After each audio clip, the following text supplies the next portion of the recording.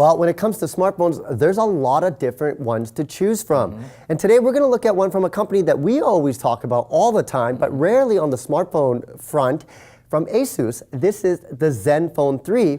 And I know you've tried the previous versions of Zenfone, so I'm really interested to get your perspective on this. Well, I got to say, I had the Zenfone 2, and one of the things that I found with that phone particularly is that it was indestructible. You know me, I can break a lot of different phones. I dropped my Zenfone 2 in a car door as I was closing it. It took a good crunch, and it didn't break. Now, how is the Zenfone 3 going to stand up? Well, I haven't put it through the full test yet, and I got to say, being glass on both sides, which is a sort of a feature that we're starting to see in a lot of different manufacturers these days, I'd be a little bit worried. Well, the only thing that kind of gives me comfort is Corning Gorilla Glass, but I've seen you break phones all the time, so I'm a little worried to give this to you to try out in the field. I'll give it my best shot. It's got a lot of good hardware for the price point. It only retails for about $450, but you're getting a lot of premium specs, including on the bottom here, you'll notice it charges with USB-C. This is the new reversible USB port, and I think what we're going to see, AJ, is a lot of these new phones come with that standard now. Definitely. I think that will be the new standard. That's just a pain because if you have a lot of the old charging devices or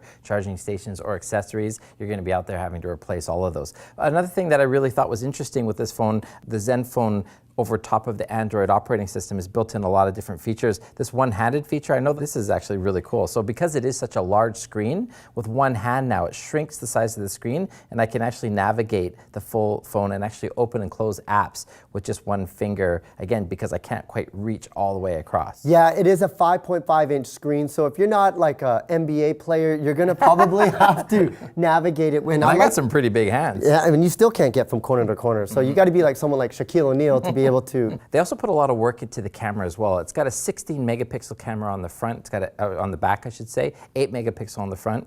But what I liked about it is it also has sort of a software built into the camera that allows for a lot of cool features. For example, their autofocus is really fast, and they've also got this feature called subject tracking, which is cool. So you can actually identify who you want to take the picture of, and it'll always keep them in focus. Speaking of the back camera, if you want to shoot some 4K videos, you can with the Zenfone 3. So that's a nice, good feature. And for $450 to have that feature that is available on the iPhone and say on the Galaxy S7, it is really nice that you don't have to pay that much to get those kind of features. So it's from a company called ASUS, which we know in the computer manufacturing business, now making phones. This is their third edition of the Zenfone 3.